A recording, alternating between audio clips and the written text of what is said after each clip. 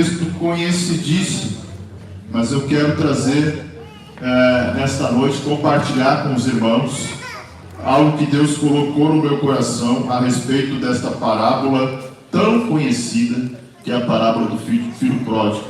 Eu quero trazer essa noite a visão do filho da casa, aquele que estava na casa, e quero falar a respeito da renovação pelo Evangelho.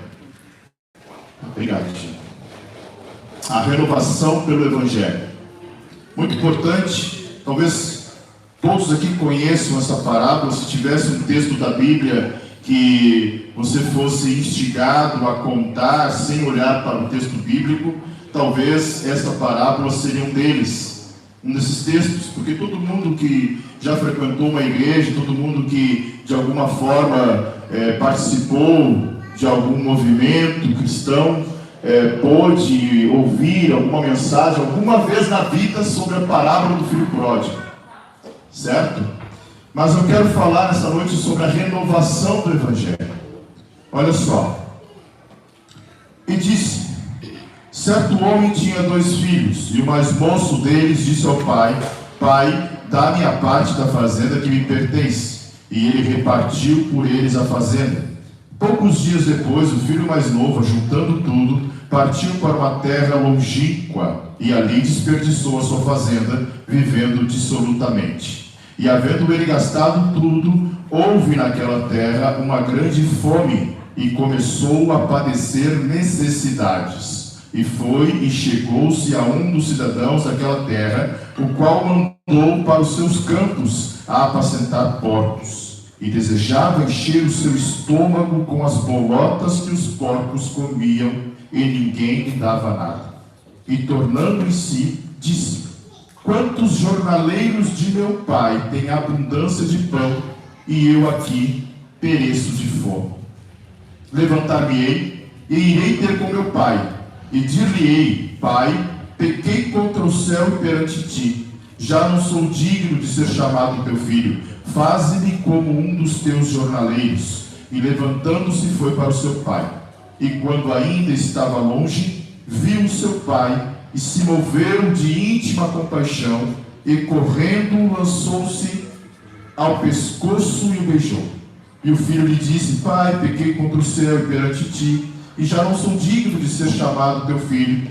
Mas o pai disse aos seus servos: trazei depressa o melhor vestido, e vesti-lo, e pondo-lhe um anel na mão, e alparcas nos pés, e trazei o bezerro cevado, e matai-o, e comamos, e alegramo-nos, porque este meu filho estava morto e reviveu, tinha se perdido e foi achado.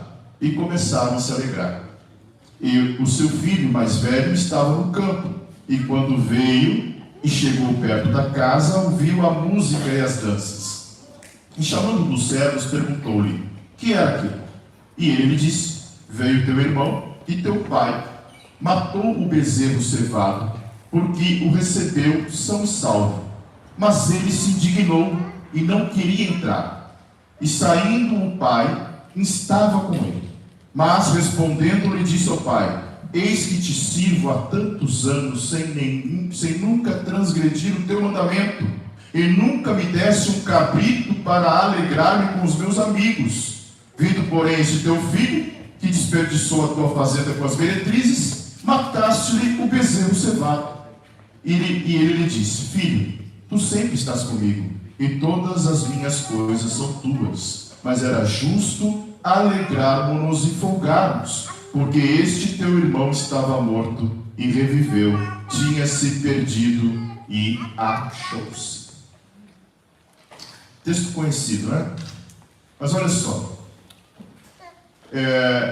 na visão do filho que estava na casa, é que eu quero meditar com os irmãos nesta noite. Pense o seguinte: o ambiente era um ambiente de festa.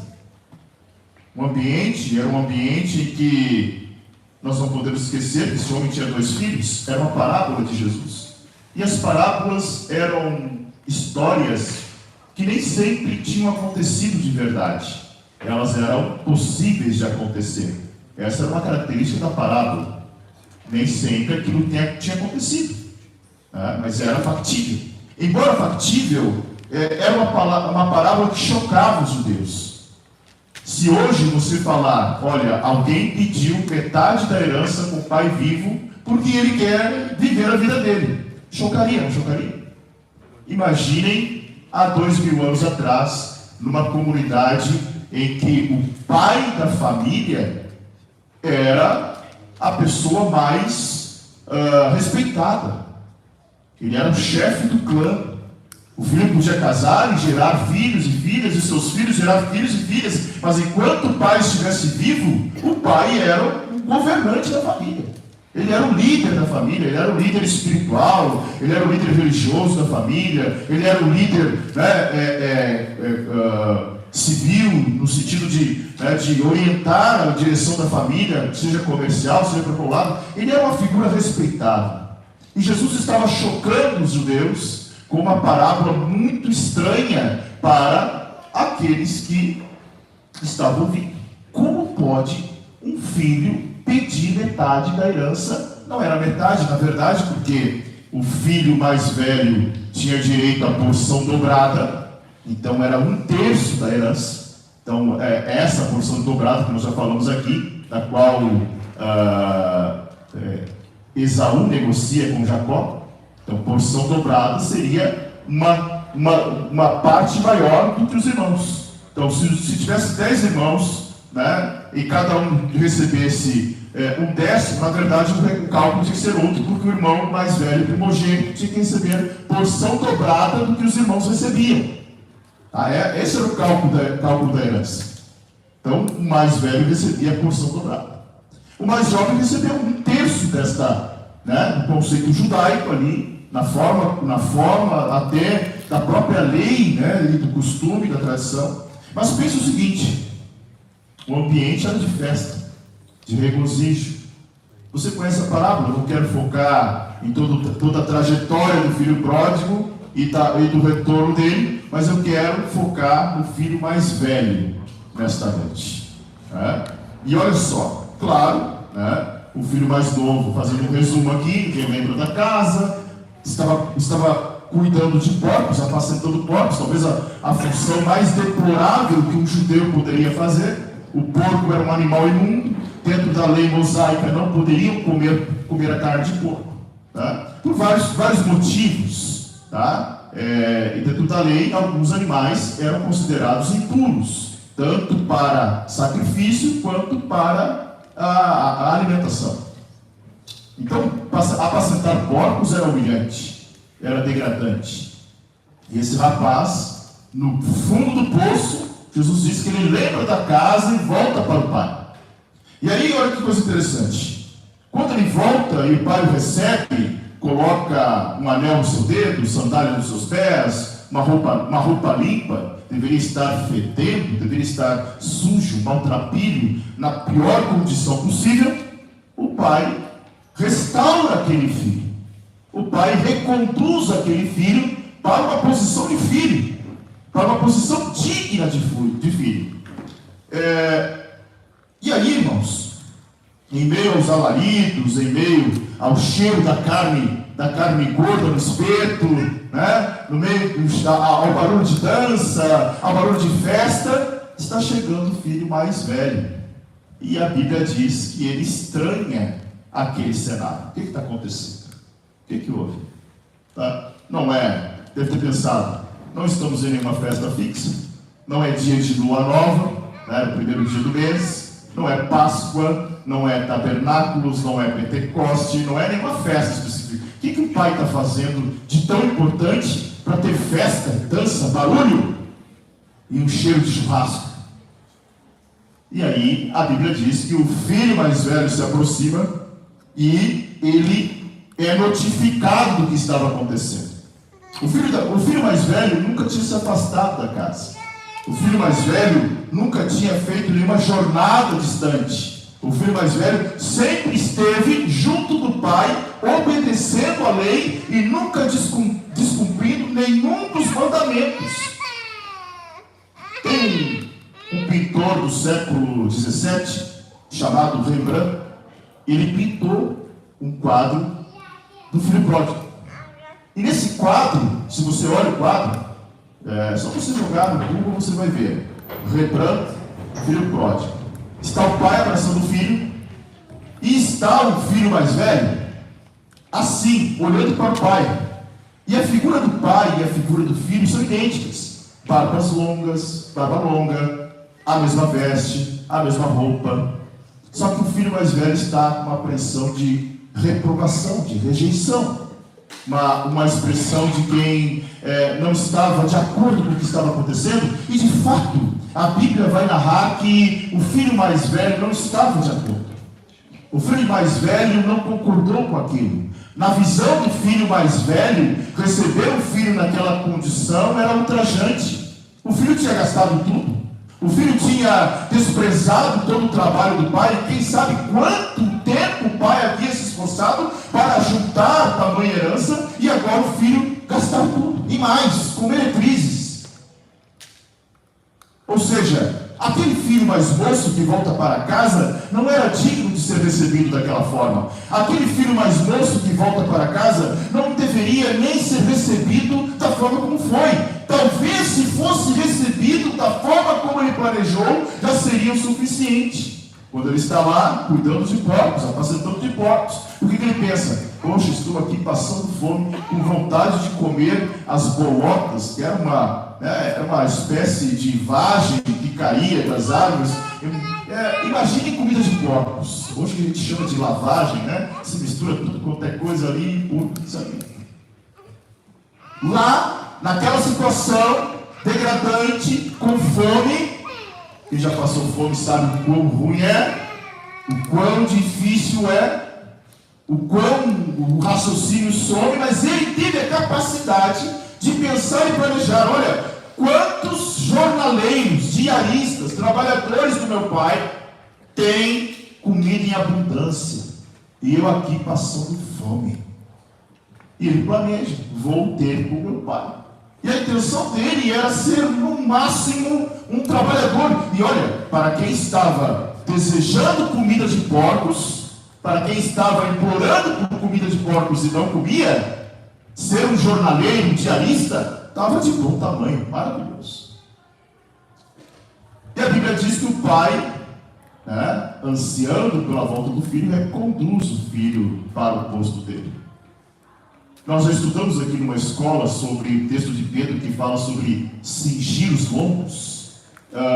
Os homens naquela época usavam túnicas e roupas que iam até os pés. Cingir os lombos era puxar as vestes até acima do joelho e amarrar a cintura que possibilitasse ter uma corrida.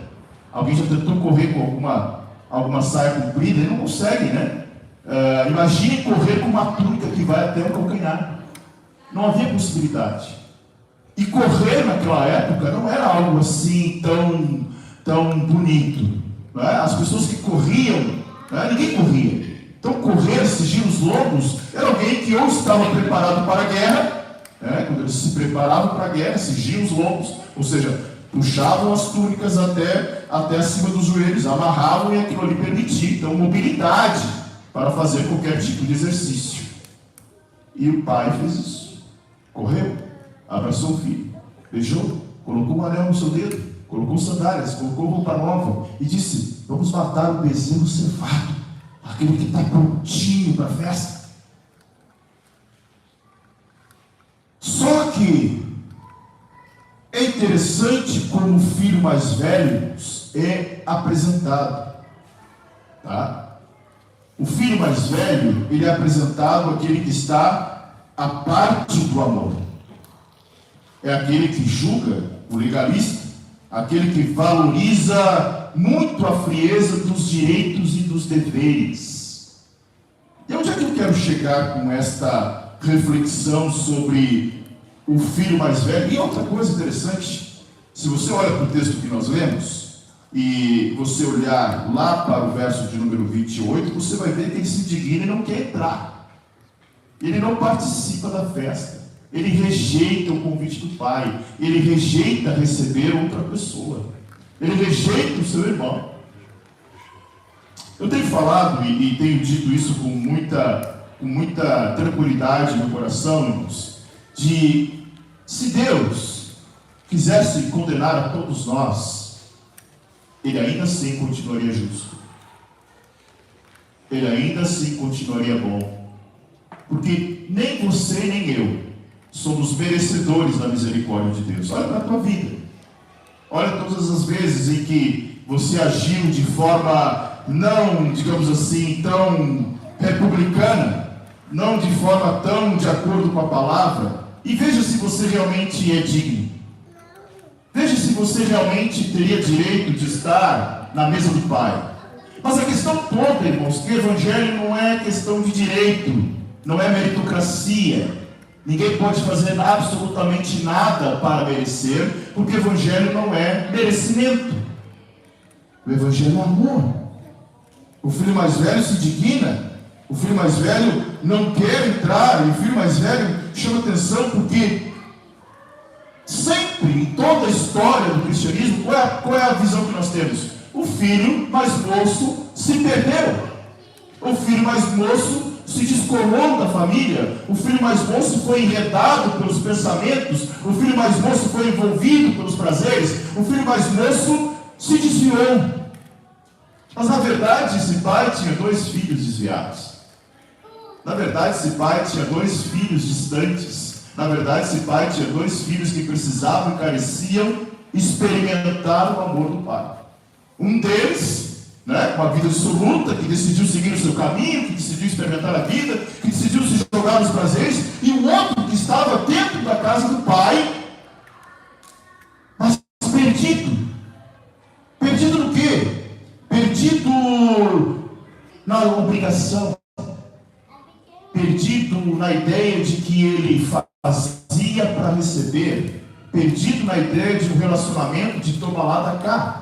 Perdido na ideia de que Deus é um Deus que negocia. Se você obedece, você recebe. Se você não obedece, Deus encolhe a mão. Se você vem, Deus te abençoa. Se você não vem, Deus recolhe a mão. Era esse o conceito do filho mais velho. E aí, irmãos, olha que coisa interessante. E eu quero meditar com vocês em alguns textos nesta noite. Deixa eu tirar aqui, tá mais. Obrigado. Eu quero meditar em alguns textos com vocês nessa noite. Abra comigo. Filipenses, capítulo de número 3, verso de número 3. Filipenses, capítulo de número 3, verso de número 3. Eu vou pegar uma outra tradução aqui. Eu estou usando ao meio da revista corrigida aqui. E talvez você possa não acompanhar aí, porque eu acho que aqui nós estamos usando se não me falha a memória, NVI.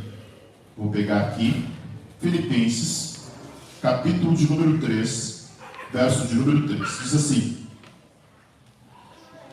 pois nós é que somos a circuncisão, nós que adoramos pelo Espírito de Deus, que nos gloriamos em Cristo Jesus e não temos confiança alguma na carne. Olha só, irmãos, na época do apóstolo Paulo, os judeus se orgulhavam de serem circuncidados, e desta forma eles faziam parte da família de Abraão. Eles eram descendentes de Abraão, eles se orgulhavam de serem descendentes de Abraão. E Paulo, assim como o próprio Senhor vai falar no próprio Antigo Testamento, que havia algo mais importante que a circuncisão da carne, era a circuncisão do coração. Paulo estava falando aqui também que aquele que recebe Jesus, aquele que outrora estava perdido, mas recebe Jesus, ele tem o seu coração circuncidado. E na nova aliança, a importância não é a circuncisão da carne, mas sim a circuncisão do coração. O que isso significa, circuncisão do coração?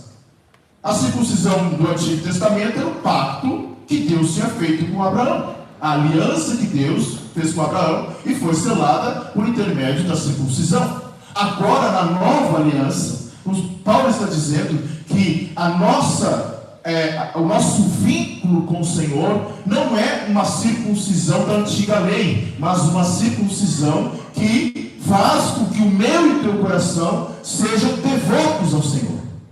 E aí entra o primeiro ponto que eu quero compartilhar com os irmãos diante do texto que nós lemos, que é a questão da obediência. Então olha só, ter o coração circuncidado é obedecer. E aqui tem algo bem interessante que nós precisamos analisar: obediência, desobediência.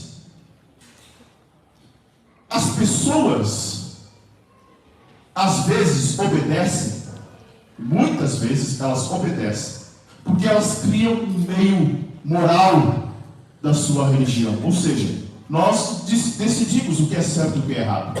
Nós analisamos o que é certo e o que é errado. Nós dizemos o que é pecado e o que não é pecado. Como nós gostamos de dizer isso? Olha, isso é pecado, isso não é pecado, isso você pode, isso você não pode.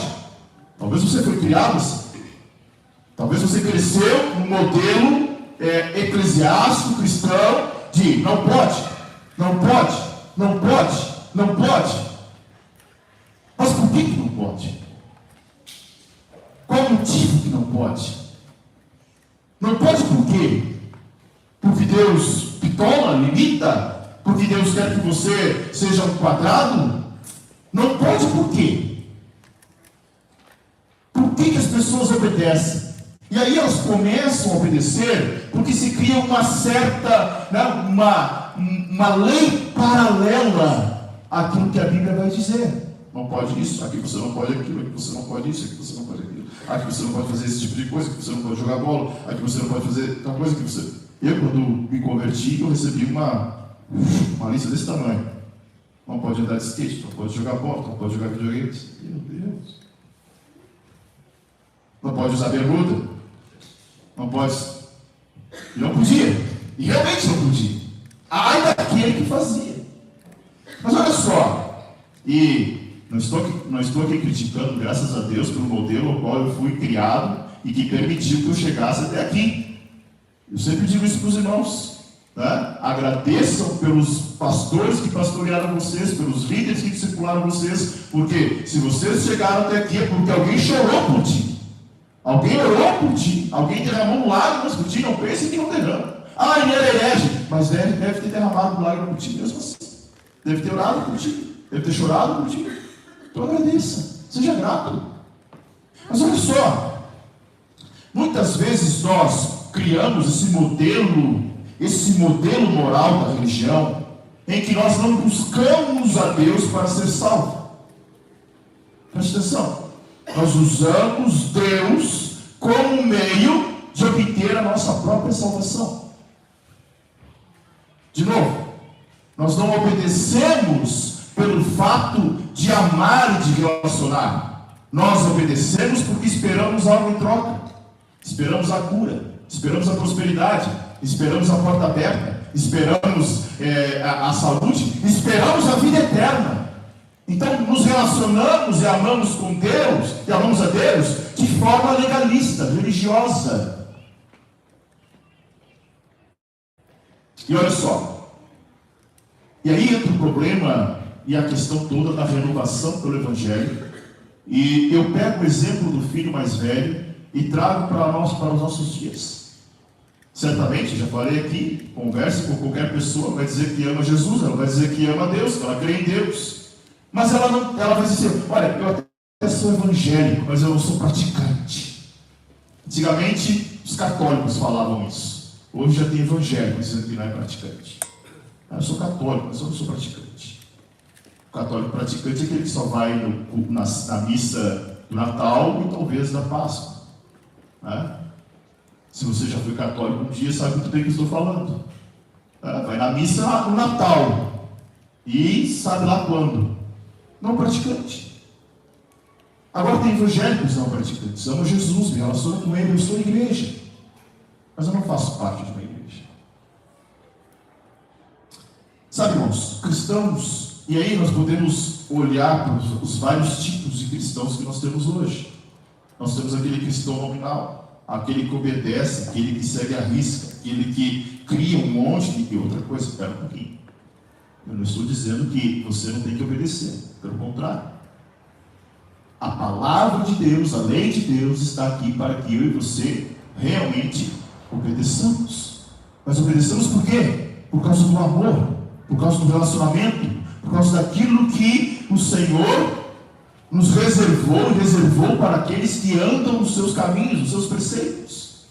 Então não é uma obediência cega, não é uma obediência irracional, não é uma obediência esperando algo em troca, é uma obediência porque simplesmente queremos retribuir o amor que nos alcançou. E aí, irmãos, existem os cristãos nominais, aqueles que eles são crentes, frequentam os cultos, cantam, oram, mas muitas vezes eles não rompem essa barreira de uma vida realmente de testemunho, de conversão, uma vida que glorifica a Deus. Eles são praticamente o filho mais velho desse pai amoroso da parábola. Cumprem porque eles aprenderam que tem que cumprir. Não faltam o culto porque eles aprenderam que se faltar o culto, Deus não vai abençoar. Eles oram porque é obrigação orar. Eles jejuam porque falaram que ele tem que jejuar como uma obrigação religiosa que ele faz. Ele não faz por amor, ele não ora por amor, ele não jejua por amor, ele não contribui por amor, ele contribui por obrigação, ele ora por obrigação, ele jejua por obrigação, ele cultua por obrigação. No sentido de que se ele realizar algo, Deus vai lhe abençoar. Isso é legalismo. E sabe, muitas vezes os cristãos genuínos também acabam virando filhos mais velhos com o passar do tempo. Os cristãos genuínos que realmente amam o Senhor, que se relacionam com o Senhor, e isso é um alerta para mim e para você, porque se nós não observarmos o Evangelho com frequência, com muita possibilidade, com muita chance, nós temos de nos tornar aquele filho mais velho que critica, que nada está bom, que reclama de tudo, que chega no culto e não consegue abrir os braços, não consegue abrir a boca, não consegue adorar, não consegue se relacionar com o Senhor, não tem intimidade com Ele. E aí nós nos tornamos também legalistas.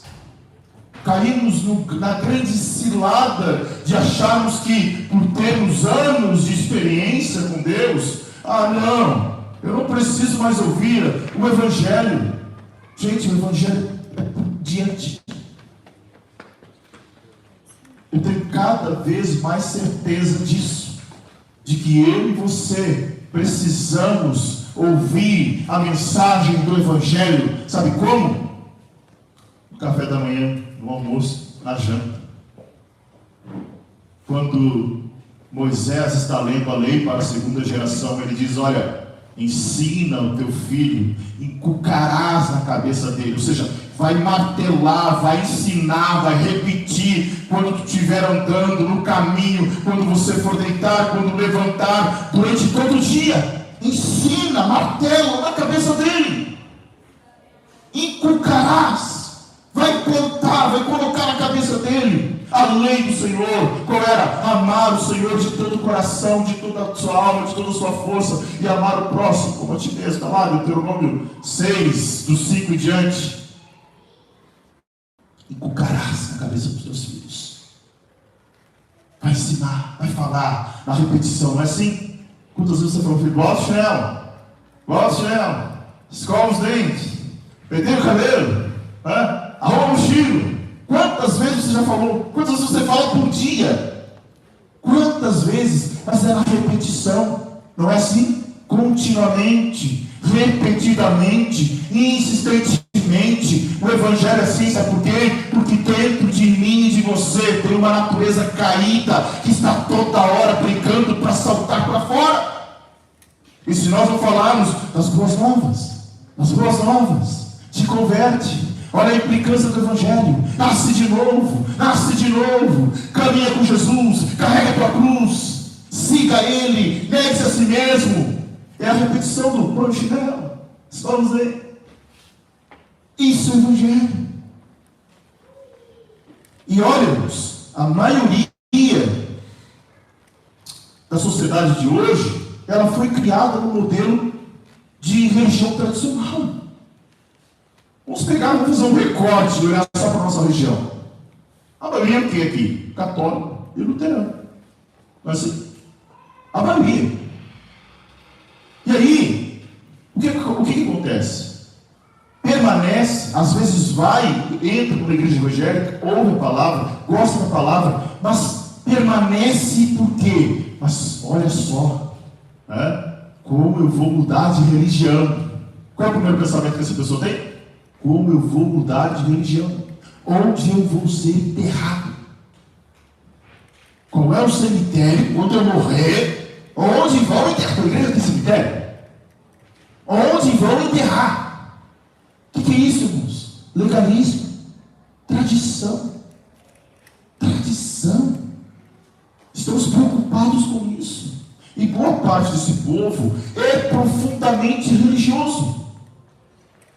Mas religioso no sentido ruim da palavra. Porque é uma religião que não agrega, que não desenvolve, que não aproxima de Deus. Pelo contrário, nos torna muitas vezes muito legalistas. Então, essas pessoas religiosas, presta atenção aqui, e isto é o filho pródigo. Pessoas religiosas têm a tendência de elevar a sua autoestima.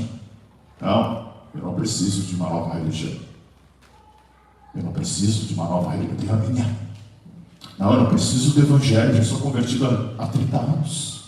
Não preciso ouvir essa palavra tão básica. Quero carne mais pesada, quero uma feijoada. Evangelho é para os novatinhos que estão chegando. E aí nós criamos esse modelo, sabe, de uma autoestima que na verdade não condiz com o evangelho. E a maioria, preste atenção, e quando nós desenvolvemos essa autoestima de nós somos os melhores, nós somos os perfeitos, lá fora estão os gentios, e nós somos o povo exclusivo. Claro, nós somos o povo exclusivo de Deus, de fato. O texto diz, povo exclusivo porque Deus nos amou, porque Ele escolheu. Mas não é exclusivo e segregado, para viver separado. E aí sabe o que acontece? Sabe por que a gente às vezes não ganha os nossos parentes? Por que a gente não ganha os familiares? Por que a gente não consegue trazer os nossos parentes para a igreja, os nossos colegas de trabalho? Porque eles têm pavor desse fruto amargo da religião. Eles ficam pensando o quê? Você igual a ti, que odeia, que segrega, que se acha melhor que os outros. Gente, vamos passar a régua aqui, todo mundo é pecador. Usar o termo bem, ninguém presta. Pastor, eu falei, não, ninguém, para Deus aqui ninguém prestaria. Estou parafraseando Romanos, ou seja, não há um justo sequer. Não há um justo sequer. Me incluo no balaio. Ou seja, todos nós carecemos urgentemente da graça do Evangelho. Amém? E aí, o que essas pessoas fazem quando elas nos olham como um filho mais velho, né? Elas confundem o Evangelho. Elas olham para a nossa religiosidade e acham que isso é Evangelho, quando de fato não é. É claro que o Evangelho confronta. Né? O pastor Tiago falou, lembra do jovem rico? Confronta, o Evangelho vem, o Evangelho toca justamente naquilo que nos aprisiona, naquilo que nós amamos. O que o jovem rico amava? Suas riquezas. Ali estava o coração dele, preso na riqueza. Onde é que está preso o teu coração? Se estiver preso em outro lugar, essa noite que o Senhor deseja arrebentar essas correntes, porque o teu coração precisa ser do Senhor. Eu me lembro, na época que me converti, que muitos se criticavam quando ouviam uma igreja dizendo: olha, Jesus só quer o coração. Jesus só quer o coração. Nossa, a igreja é liberal, olha. Jesus só quer o coração. Significa que tu não precisa entregar mais nada para o Senhor, só o coração. Quando que na verdade, aquele que entrega o coração, entrega tudo. Não havia esse entendimento. Aquele que entrega o coração, entrega tudo. Se o Senhor for o rei do teu coração, se Ele for o dono do teu coração, se Ele está entronizado no teu coração, Ele tem tudo. Porque onde que nasce os desejos, as vontades? É no coração. Então o Senhor quer ser Senhor também dos nossos sentimentos, irmãos, das nossas emoções, daquilo que muitas vezes invade a nossa cabeça, dos nossos preconceitos, das nossas incertezas, das vezes que criamos, né, a gente usando bem português, minhoca na cabeça, ou seja, ficamos planejando, imaginando e criando teorias da conspiração e muitas coisas. Olha só, o pastor postou isso, é para mim. E vamos criando uma mentalidade, né, sempre aprisionada. Irmãos, foi para a liberdade que Cristo nos chamou, foi para isso que Ele nos libertou. Ou seja, nós somos o corpo de Cristo, nós somos a igreja de Cristo, sim. E como vocês, aqueles que já passaram pelo Integre, pela Escola de Fundamentos, sabem disso, né? Nós somos uma família da fé e a nossa missão é olhar lá para fora e trazer as pessoas para também pertencer a essa família. Não como um filho mais velho dizendo: epa, não era digno de receber um anel na tua mão, não. Não era digno de receber roupa, não. Não beija ele, pai, ele está todo sujo. Olha a sujeira dele. E aí, irmãos, olha só, o que é importante nós olharmos para dentro dessa palavra. Abra comigo Romanos capítulo 1, verso de número 16. Romanos capítulo 1, verso de número 16.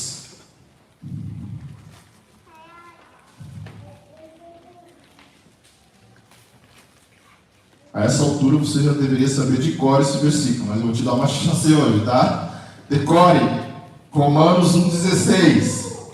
Não me envergonho do Evangelho, porque é poder de Deus para a salvação de todo aquele que crê. De novo, não me envergonho do Evangelho, porque é o poder de Deus para a salvação de todo aquele que crê. Primeiro do judeu, depois do grego. Começamos pela parte final. Paulo estava dizendo primeiro do judeu, porque a salvação veio primeiro para os judeus. Veio primeiro para os judeus. João vai dizer que ele veio para os seus, mas os seus não o receberam. E o texto continua: mas a todos que receberam, deu os direitos de serem chamados de quê? Filhos de Deus. Você é filho. Eu posso olhar para o irmão mais velho e dizer: tu não era digno, rapaz, mas tu é filho. Escute bem, você é filho, você é filha, você tem direito à mesa do Pai, você tem direito, pode estar sujo, pode estar imundo, pode estar um trapo. Sim, e sabe, muitas vezes isso é tão interessante quando a gente entende. Presta atenção aqui, quando a gente entende o que é pecado, o que é salvação. Por isso que a escola de fundamentos é importante. Porque às vezes a gente cria conceitos de: olha, eu pequei, não sou digno de estar na igreja. Certamente você já pensou assim. Religiosos pensam assim: eu pequei, eu menti, eu traí, eu roubei, eu olhei pornografia, eu fiz alguma coisa, sei lá o que. Não posso estar na igreja, eu estou sujo, estou impuro. Isso era na religião.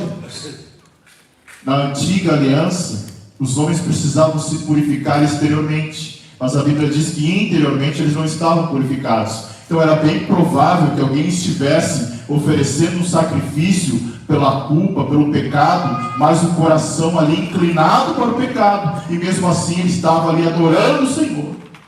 Tanto que Jesus vai dizer o quê? Esse povo me louva com seus lábios, mas o coração está longe.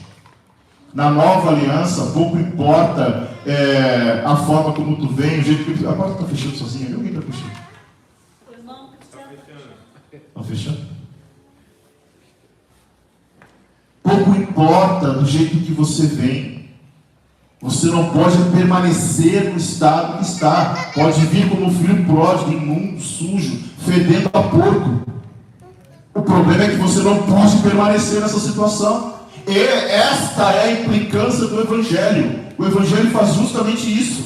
Venha como estás, mas não permaneça como estás. Modifique, porque quando nós nós encontramos o Evangelho de verdade, ele traz implicâncias para as nossas vidas, ele modifica a nossa vida, ele modifica o nosso caráter, ele modifica os nossos relacionamentos. Nós não olhamos mais com aquele olhar, aquele olhar de condenação, olhar de reprovação. Não, nós olhamos com um olhar de misericórdia e de amor, porque agora nós enxergamos a família de Deus e nós fazemos parte desta família. Amém? Então, olha só, irmãos, uma igreja, ela pode ser frouxa na doutrina e fechar os olhos para o pecado, ou ainda ser marcada pela repreensão do não pode, não pode, não pode, não pode, não pode, rígida. Mas se ela não tiver o Espírito Santo, ela não tem poder. O texto de Paulo está dizendo, olha, o Evangelho é poder. O Evangelho traz a doutrina frouxa para uma doutrina sólida e traz a rigidez, o legalismo para o equilíbrio. Agora, quando nós não temos o poder do Evangelho, o que nós temos?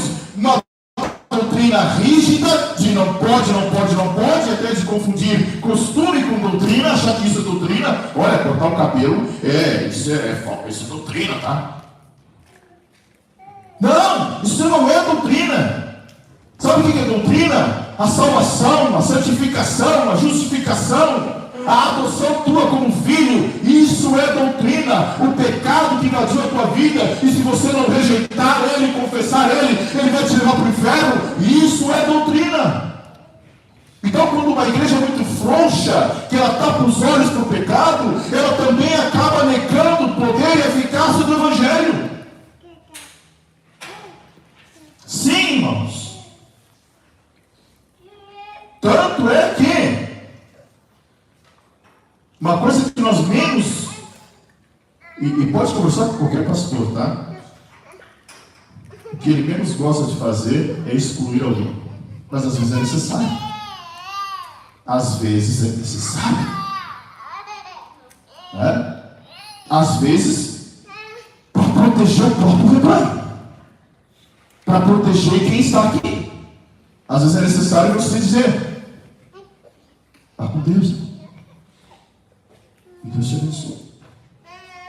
Faz parte. Dói? Ou se dói. Mas é necessário. Porque nós não podemos ser legalistas a ponto de achar que nosso modelo de igreja aqui é o correto. Agora eu vou dizer, olha, não, tu tem que plantar uma igreja igual a nossa, senão não vai dar certo. Não, irmãos, o que nós fazemos aqui, tem falado para os irmãos, é tentativa e erro. É diferente de você entrar numa Assembleia de Deus, da qual eu fui criado, e lá tudo funciona bonitinho. Tudo funciona de olhos fechados, porque a igreja é centenária. Funciona. Agora, outra coisa é você vir na igreja que tu tem que cavucar pedra. Então, às vezes, tu vai quebrar a picareta e vai ter que refazer e achar uma outra forma de arrancar aquela pedra. Então é assim que funciona, tentativa e erro, até nós acharmos o nosso modelo. Não podemos pegar eu li um livro e tem um modelo de igreja lá nos Estados Unidos que é legal. Eu posso tentar emplacar que não vai dar certo. São realidades diferentes, costumes diferentes, comunidades diferentes, culturas diferentes. Então o nosso modelo é o nosso modelo. Eu tenho ajudado na cidade do Rio Grande do Sul, por intermédio do Converge, um modelo de igreja que a gente conheceu, de plantação de igrejas. E ele, eu vim falar das coisas fundamentais, me manda o material. Te manda, irmão, mas tem que criar o teu modelo, tem que pensar no teu modelo, tem que pensar na tua visão de igreja, da tua comunidade, tem que pensar como vocês vão trabalhar. É teu jeito que tem que ser criado. Não adianta tu pegar e copiar o nosso. O nosso é uma realidade para a nossa comunidade. Por isso Paulo fala que nós precisamos do que, irmãos? Do Evangelho. Do Evangelho. Da notícia da boa nova. O que é a boa nova? É a notícia de que Jesus venceu. A notícia de que ele veio em carne. De que ele morreu pelo teu pecado. De que ele ressuscitou. E por isso você precisa viver uma vida de santidade. Por isso você precisa se esforçar e dizer, então é a santidade que me leva para o céu? É eu ser santo que eu vou para o céu? Não! Mas a santidade te aproxima de um relacionamento com Deus, te aproxima de uma vida com Deus, e isso sim, é esse relacionamento que você tem que cultivar. Porque o Evangelho não é simplesmente dizer, está aqui, Senhor, eu te aceitei, pronto. Há de existir implicâncias nessa vida. O Evangelho traz implicâncias. O Evangelho traz transformação. O Evangelho modifica. O Evangelho modifica o nosso palavreado. Não é só o coração. O Evangelho converte os olhos. O Evangelho converte os ouvidos. O Evangelho converte a língua. O Evangelho converte a mão. O que tem feito você pecar? Certa feita Jesus diz, olha, se o teu olho te faz pecar, arranca. Melhor é entrar no reino do céu sem um olho do que ir para o inferno com o outro. Se a tua mão direita te faz pecar, corta. É claro que Jesus não... Vamos lá. Jesus não estava incentivando, a automutilação. Era uma metáfora. No sentido, às vezes, o que Jesus estava dizendo? Às vezes é bom perder algumas coisas em detrimento de outras, em proteção de outras. O que adianta curtir aqui, viver aqui e ir para o inferno desse jeito? O Evangelho, então, traz implicâncias, tem coisa, e o Evangelho é radical mesmo. É de abandono de coisas que às vezes nos faz pecar, é de abandono de coisas que muitas vezes nós estamos ali aprisionados, pecados que nos levam para uma vida longa de, estou muito tempo com Jesus, mas o pecado nunca é abandonado, sempre cai no mesmo pecado, sempre cai no mesmo pecado. Sabe por quê? Pessoas legalistas sempre vão cair no mesmo pecado.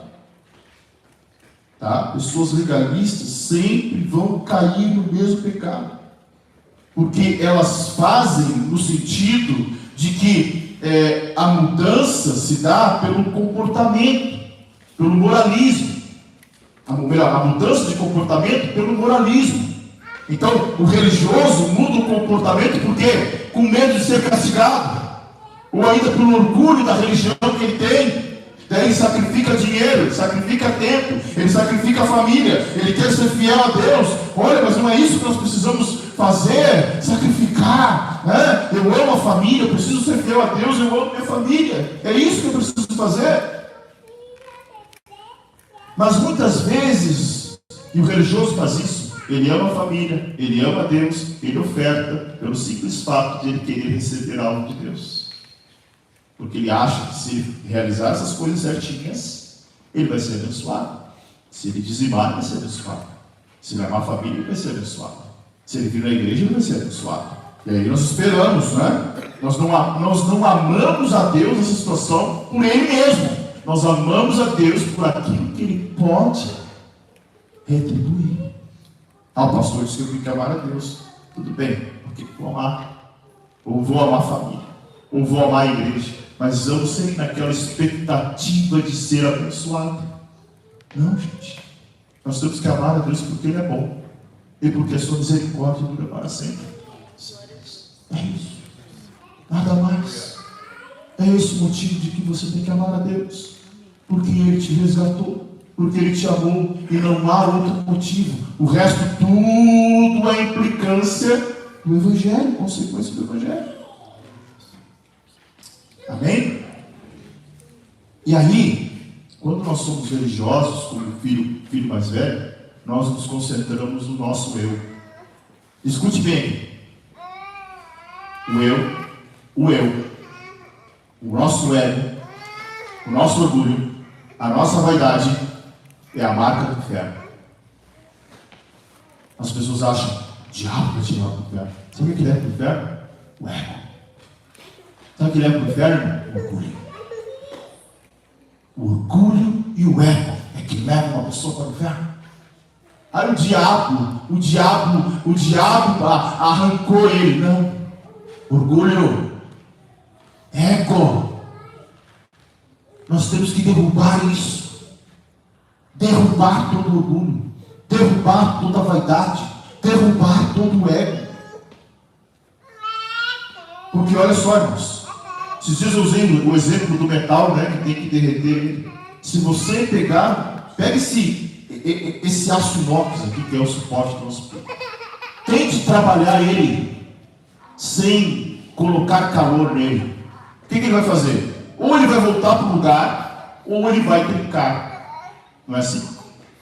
Se tu tentar curvar ele, né, ele vai trincar. Ele pode trincar.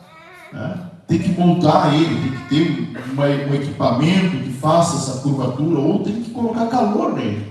Tem que colocar calor para que o ferro seja trabalhado. Ou seja, tem que derreter o ferro se você quer moldar. Então, o legalista, ele é tão rígido, ele não negocia, não estou dizendo de valores, não estou dizendo da verdade, tem coisas que são inegociáveis mesmo, como o pastor falou, nós somos uma escola de fundamentos fundamentando aquilo que nós cremos. Então, isso é inegociável. Mas tem outras coisas secundárias que muitas vezes nós, né, colocamos a nossa posição e queremos que seja daquele jeito. E como é difícil ser pastor nessa hora, irmãos. Acomodar todas as vontades. Às vezes eu me vejo como malabarista, né? Acomodando todas as vontades, né? Porque é assim.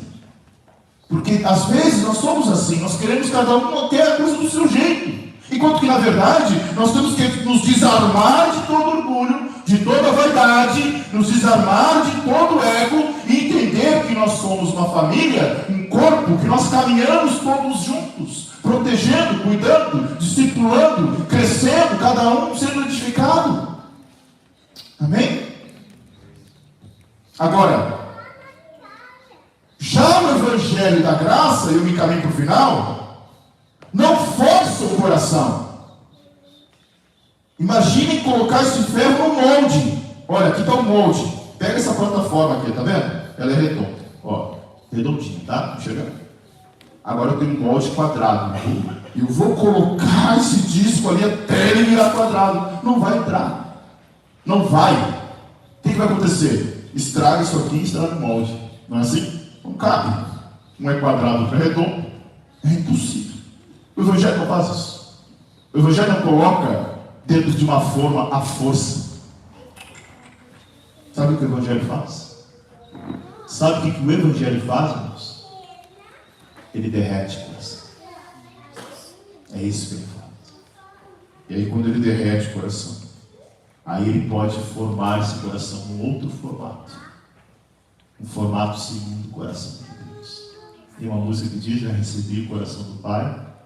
Recebi o coração do Pai, coração regenerado, coração transformado, coração que é ensinado. Olha só, coração que é ensinado por Jesus. E sabem que as mudanças no comportamento, e o grande erro talvez do filho mais velho era de olhar a mudança pelo comportamento, pelo moralismo. A mudança do comportamento tem que ser pelo Evangelho.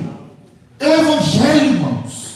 Porque nós falamos aqui de oferta. Se você leia em casa 2 Coríntios capítulo 8 verso 9, capítulo 8 e capítulo 9 de 2 Coríntios, Paulo está falando para os irmãos de Corinto da necessidade que outras igrejas tinham financeiramente, de ajudar os pobres. Paulo era apóstolo, ele poderia dar um carteiraço aqui, gente. Eu sou plantador de igreja da região aqui, eu vou estar dando carteiraço, cada um tem que contribuir, sei lá, com 100 denários. Paulo não fez isso, sabe o que Paulo diz? Cada um contribua conforme o seu coração, conforme a sua disponibilidade, capacidade, mas faça isso com alegria, sem pesar no coração. Olha o que o Evangelho faz, irmãos. O Evangelho faz mudança não à força, mas ele muda porque nós entendemos a implicância dele. Olha só, rapidinho, 2 Coríntios capítulo 8. 2 Coríntios capítulo 8, eu só vou ler o verso 1 até o 4, você pode ler o capítulo 8 e 9 em casa, tá? 2 Coríntios capítulo 8, verso 1 até o 4, diz assim, ó: agora, irmãos, queremos que vocês tomem conhecimento da graça que Deus concedeu às igrejas da Macedônia. No meio da mais severa tribulação, a grande alegria e a extrema pobreza deles transbordaram em que? Rica generosidade. Pois dou testemunho de que eles deram tudo quanto podiam, e até além do que podiam, por iniciativa própria. Paulo não estava colocando a faca na garganta de ninguém. Paulo não estava dando carteiraço a ninguém. Ou seja, o Evangelho convence. Convence você a quê? A ser amoroso, a ser contribuinte, a ser misericordioso, a estender a mão, a se preocupar com o próximo. O Evangelho faz isso. Amém? Então, irmãos, nós temos, e aí por último, quero ler um outro texto, tá?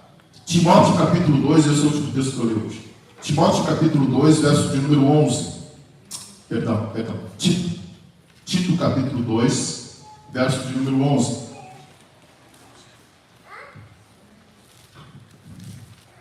Tito capítulo 2, verso de número 11 e 12. Olha o que diz lá. Preste bastante atenção, já estou finalizando. Porque a graça de Deus se manifestou salvadora a todos os homens. Graça de Deus salvadora a quem? A todos. A todos os homens. Ela nos ensina a renunciar à impiedade e às paixões mundanas e a viver de maneira sensata, justa, piedosa nesta era presente. Então o Evangelho, olha só, se você quer realmente uma mudança na tua vida, se você quer, presta atenção aqui, por favor. Quer uma mudança na tua vida? Quer realmente de fato? Quer uma mudança de fato? Deixe que o Evangelho te ensine. A palavra ensinar ali, volta ao versículo 11 para mim. Não, tá aí, tá certo, esse mesmo, perdão. Lá, ó, ensinando.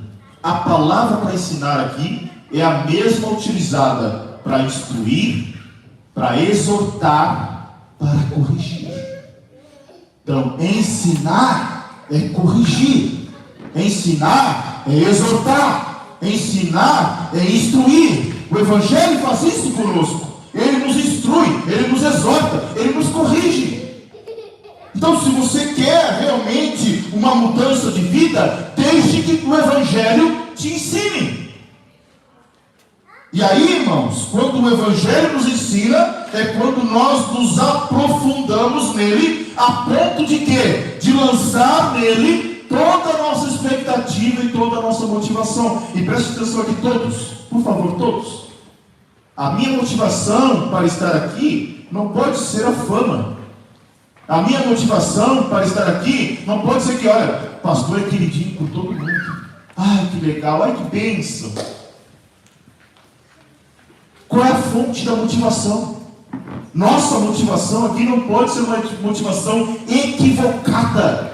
Nós não estamos aqui pela fama, nós não estamos aqui pela glória, nós não estamos aqui por dinheiro. Os irmãos sabem muito bem.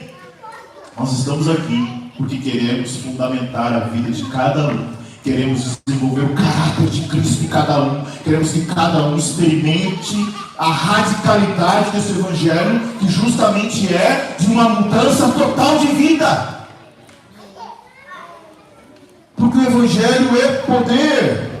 E sem o poder, presta atenção, sem o poder do Espírito Santo, nós continuaremos nos inclinando para as coisas naturais desta vida. Nós continuaremos nos equivocando. Nós continuaremos tendo motivações erradas. Nós continuaremos sendo levados pelas nossas emoções. Não podemos. O Evangelho destrói o orgulho. O Evangelho destrói toda a vaidade. O Evangelho destrói toda a arrogância. O Evangelho destrói todo o ego. E esta noite eu quero que você se apodere desta palavra. Destrua as cadeias do teu coração, destrua todo o legalismo. Não seja um filho mais velho. Não seja um legalista. Seja alguém que vive o Evangelho. Não seja um religioso. De religioso estamos cheios por aí. O Evangelho é poder, o Evangelho não é religião.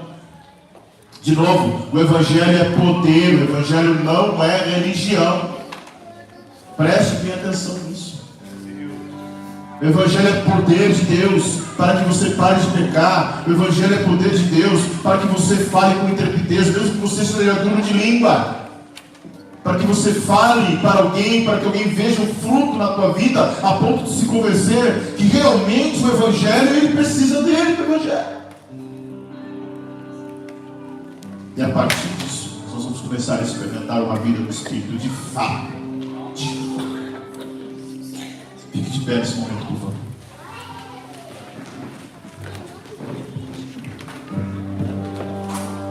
Eu quero orar por você.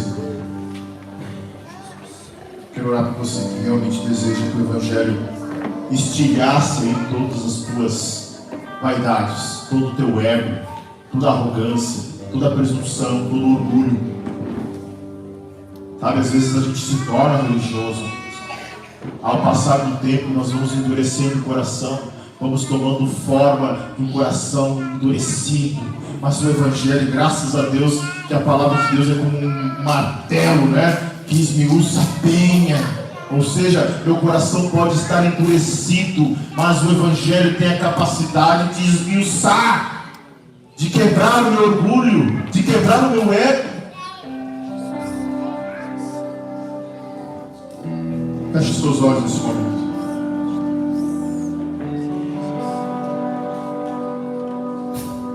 Olha, Senhor, não espere por mim, comece a orar com o Senhor. Comece a falar com o Senhor, comece a clamar ao Senhor, comece a interceder com o Senhor, comece a se arrepender, comece a dizer todas as vezes que você foi um legalista, todas as vezes que você se endureceu por Evangelho, todas as vezes que você acusou, todas as vezes que você apontou, todas as vezes que você ignorou a mensagem que realmente quer moldar o teu coração. E deixe que o Evangelho nesta noite derreta o teu coração, esse coração que muitas vezes se endurece, esse coração que muitas vezes se torna incrédulo, que não acredita, que não confia, que se fecha para o Evangelho, que se fecha para a mensagem da cruz, e você acaba se fechando para o próprio Espírito Santo. E muitas vezes você vem culto após culto, domingo após domingo, sai daqui, entra seco, sai mais seco, sai daqui sem sentir nada, sem perceber nada, simplesmente como um religioso que veio bater o ponto aqui e voltar para casa e na segunda-feira voltar tudo normal. Não, eu quero que você experimente a graça salvadora e redentora do Evangelho, que é capaz de nos trazer alegria, capaz de nos trazer contentamento, capaz de revigorar as nossas forças, capaz de nos trazer novamente sentido para a vida. Aleluia! Mude, se arrependa, deixe o Evangelho mudar a tua vida a partir de hoje. Deixe o Evangelho trabalhar o teu coração, deixe o Evangelho mudar o teu caráter, deixe o Evangelho mudar o teu pensamento, deixe o Evangelho te aproximar de Deus. O Evangelho é o poder de Deus para todo aquele que crê. Creia no Evangelho. Mas Jesus, arrependa-se e creia no Evangelho. Arrependa-se e creia no Evangelho. Pai, em nome de Jesus, comece a clamar, comece a orar. Ore, faça uma oração. O Senhor quer ouvir a tua oração, não a minha, não apenas a minha. Ele quer ouvir a tua voz, a tua oração. Fale nessa noite, clame com as tuas palavras, o teu jeito, mas fale. Pai, em nome de Jesus, te adoramos, Senhor. O Evangelho é tudo o que precisamos. A mensagem da cruz é tudo o que precisamos. As boas novas, Senhor, do Evangelho é o que precisamos. Não precisamos de palavras de motivação, não precisamos de coaches, não precisamos, Pai, de entretenimento. Nós precisamos do Evangelho. É o Evangelho que muda, Senhor. É o Evangelho que restaura, é o Evangelho que transforma, é o Evangelho que cura, é o Evangelho que restaura vidas, é o Evangelho que traz mortos à vida, é o Evangelho que traz renovo, Senhor. E que essa seja agora uma noite de renovo pelo teu Evangelho. Renova, Senhor, porque